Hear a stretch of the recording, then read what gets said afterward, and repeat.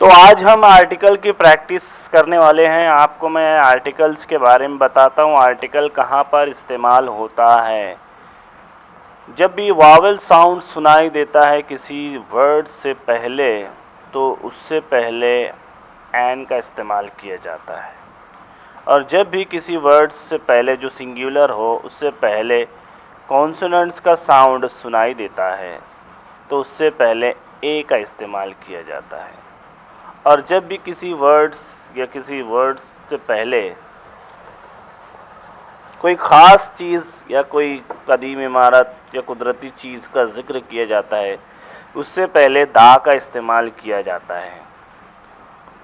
या फिर किसी चीज़ के बारे में दोबारा से जिक्र किया जाए, तब भी दा का इस्तेमाल किया जाता है। कोई कुदरती चीज़ हो, जैसे चाँद, सूरज, सितारे, सैयारे और आसमान, ज़मीन, सूरज, तो इसके लिए भी दा का इस्तेमाल किया जाता है। अब यहाँ पर कुछ एग्जांपल्स दी गई है, आपको इसे हल करना है।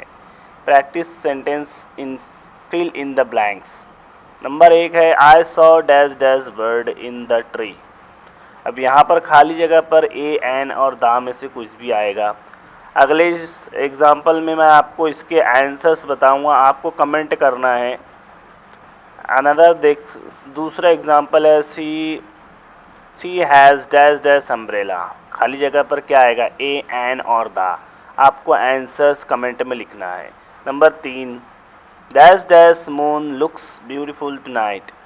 Number 4, he bought dash dash orange and dash dash banana. इसके आंसर्स क्या आएंगे, मैंने आपको पहले समझाया, तो अगर आप समझ लेंगे तो उसके राइट आंसर्स आप दे पाएंगे।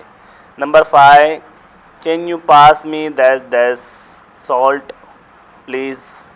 इसके आंसर्स क्या है, क्या आप बता सकते हैं। अगले एग्जाम्पल्स में मैं इसके आंसर्स बताऊंगा, पहले आपको समझना है। अगर आपको समझा होगा तो आप इसके सही आंसर्स दे पाएंगे। यह आपके टेस्ट के लिए है। देखिए, इसके सही जवाब है ए। पहले का जवाब ए है, क्योंकि वो आम चीज़ है, कॉन्सोनेंट साउंड आ रहा है। दूसरे का जवाब एन है, क्योंकि वावल साउंड आ रहा है। तीसरे का जवाब दा है, क्योंकि वो कुदरती चीज़ है। चौथे का जवाब एन है, क्योंकि उससे पहले वावल साउंड आ रहा है। और उसके बाद बनाना है, क्योंकि उस बनाना का साउंड का बी जो है वो कॉन्सोनेंट साउंड आ रहा है, इसीलिए ए है। और नंबर 5 का जो है सॉल्ट है, तो द सॉल्ट। इसलिए ये है हमारे आंसर्स। उम्मीद है आपको ये वीडियो पसंद आई होंगी। इस तरीके की वीडियो के लिए हमारे चैनल को सब्सक्राइब करें।